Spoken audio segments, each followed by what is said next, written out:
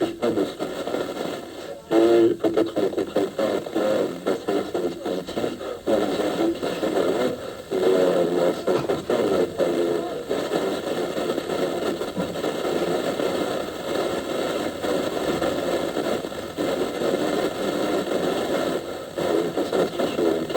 il n'y a pas après, à l'extérieur, j'ai pu, moi, grâce à mon métier, parler avec des clubs qui, eux, n'accueillent pas du tout de personnes en situation de handicap et ne voient pas l'intérêt de participer à ce dispositif.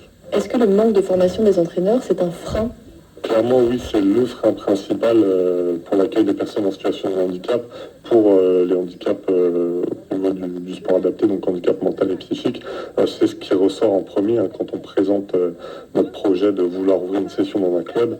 C'est le manque de formation d'éducateurs sportifs, le manque de formation spécifique pour le public qu'on accueille, parce que nous, c'est des handicaps qui peuvent faire peur, des troubles du comportement, c'est vraiment des handicaps quelquefois qui ne sont pas faciles à gérer. C'est le premier critère de refus, on va dire, d'ouvrir une section pour les clubs. Quelles sont les difficultés spécifiques aux handicaps mentaux, qu'on appelle d'ailleurs aussi des handicaps invisibles? Nous, on a la chance, j'ai envie de dire, ça je le dis souvent, c'est que au niveau des infrastructures sportives, c'est qu'on n'a pas besoin d'avoir une infrastructure sportive adaptée. On n'a pas besoin de rampe, on n'a pas besoin de... Enfin, pour la plupart, bien sûr, il y en a qui sont en fauteuil roulant, qui ont besoin d'adaptation, mais il n'y a pas de frein au niveau des infrastructures sportives. Il faut juste une adaptation des règles, des consignes, du terrain de jeu. Mais tous les clubs en France et tous les clubs dans le monde, je pense, sont capables de s'adapter pour ces personnes. Donc finalement, c'est une question de volonté avant tout.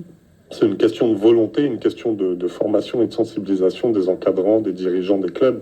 Voilà, il y en a plein qui ne savent pas tout ça et que c'est, je vais dire, simple d'accompagner.